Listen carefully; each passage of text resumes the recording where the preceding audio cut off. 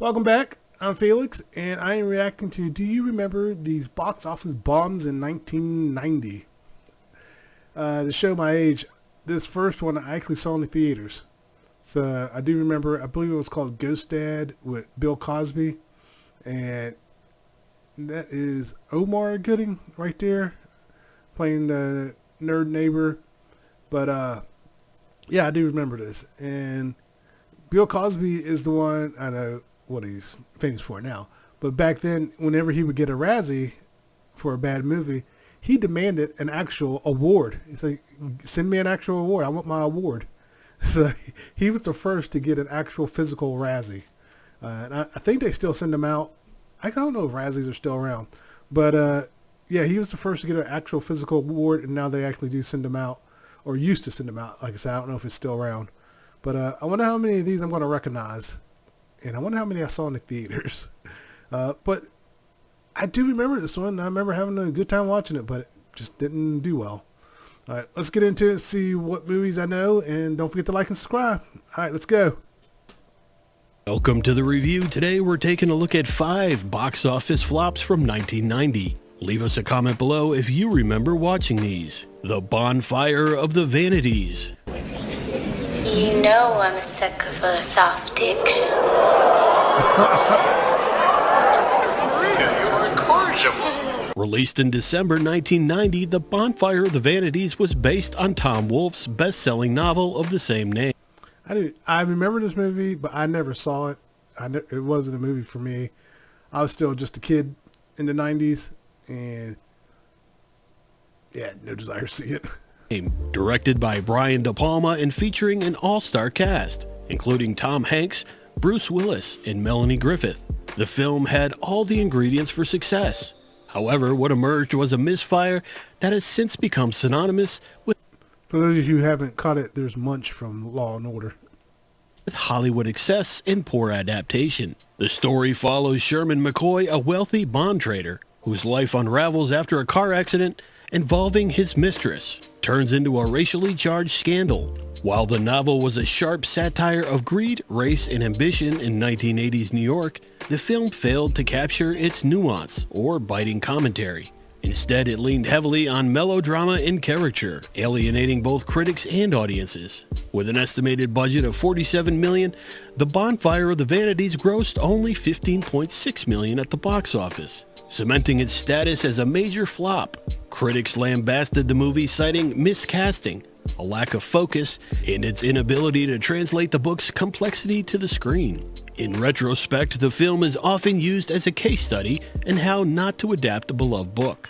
Despite the pedigree of its cast and crew, Jeez, it serves as a reminder that success in one medium doesn't always guarantee the same in another. Just out of curiosity, how many of you have seen Bruce Willis with hair? Oh, here it is, Ghost Dad. Ghost Dad.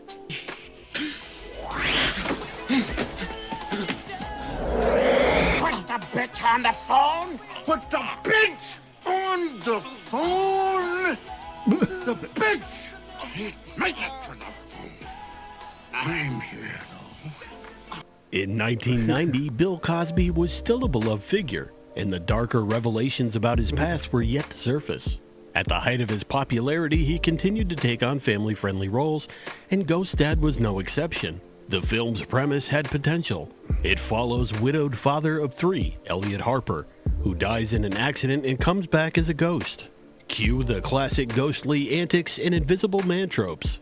While this could have been a touching and funny exploration of family and the afterlife, the execution fell flat.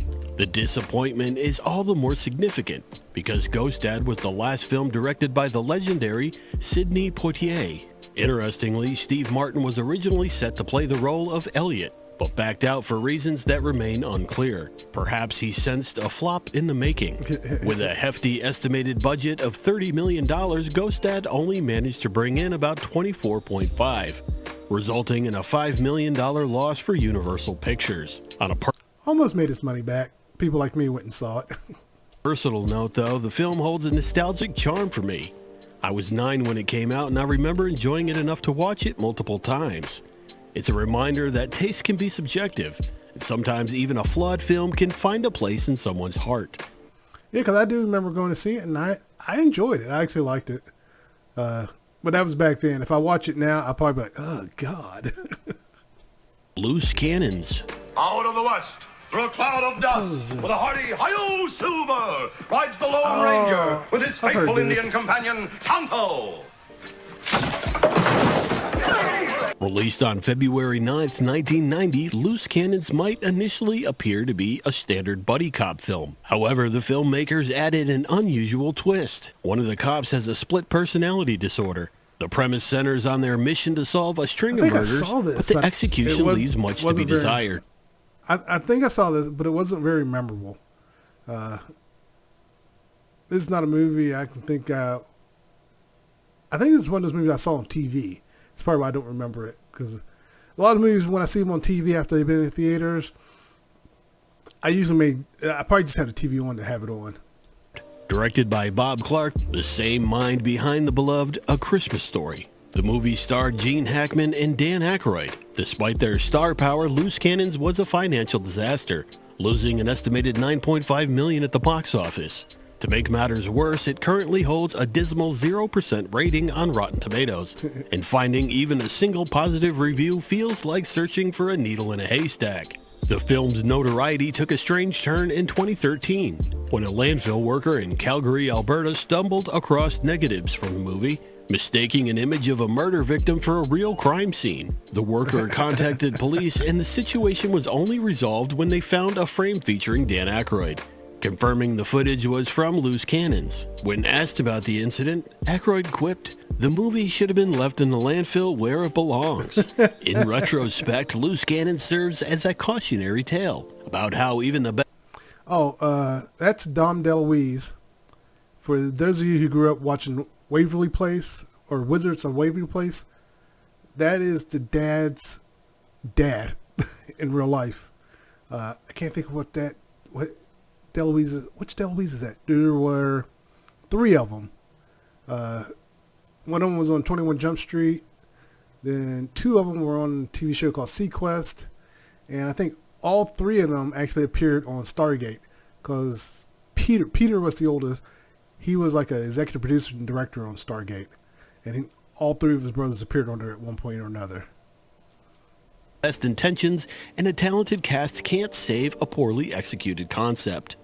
Almost an Angel. This Finest. Crocodile the Nancy Dundee would guy. love. Rod, put Janet. Last night was great. Written by and starring Paul Hogan of Crocodile Dundee fame. Oh, he wrote Almost it an too? Angel tells the story of Terry Dean, a criminal who believes he's become an angel after an accident while saving a child. Determined to perform the Lord's work and earn his wings, Terry embarks on a journey of redemption. While the premise had potential, the execution left much to be desired. The predictable storyline and lack of narrative depth kept the movie from taking flight. Made on an estimated budget of $25 million, it managed to bring in just under $7 million at the box office, resulting in a staggering $18 million loss. Critically, Almost an Angel was met with disapproval. Both Siskel and I feel like I watched this in school. Like this was a school movie they took us to see. Because I remember scenes of stuff. It had like a twist ending at the end.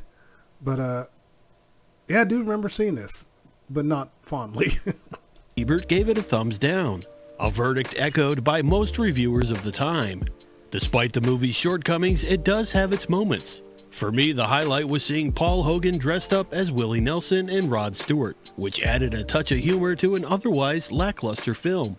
Much like Ghost Dad, this movie holds a nostalgic place in my heart. As a kid, I enjoyed it enough to watch it several times, proving that sometimes the charm of a film is all in the eye of the beholder. Havana. A country divided. Nobody's interested in high-stakes poker right now. We got a little confusion going on down here. You think I care about any of this stuff? Released in December of 1990, Havana stars Robert Redford as Jack Wheel, an American professional gambler who travels to Havana, Cuba in 1958.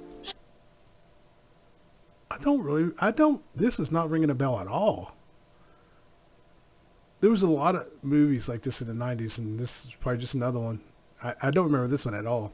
Set against the backdrop of the Cuban Revolution, the story follows Jack as he falls for a married woman involved in the uprising. From there, the narrative relies heavily on cliches and well-worn tropes, making it feel more derivative than compelling. Critics were largely unimpressed with Havana, and audiences seem to agree. The film grossed a meager $9.6 million at the box office, a dismal return against its hefty $40 million budget. Despite its promising setting and star power, it failed to capture the intrigue or passion of its subject matter. One interesting tidbit involves actor Raul Julia, who had an important role in the film. Due to a contractual disagreement, Julia is uncredited. Reportedly, he wanted to be listed second above the title, but those spots were already allocated. Faced with this, he opted to go uncredited entirely, adding a layer of behind-the-scenes drama to the movie's troubled history. Ultimately, Havana serves as a reminder that even big names and ambitious settings can't always save a film from mediocrity. Well, there you go. There's our video. Well, I knew all of them except that last one. Yeah, I did recognize them all, but that last one did not ring a bell.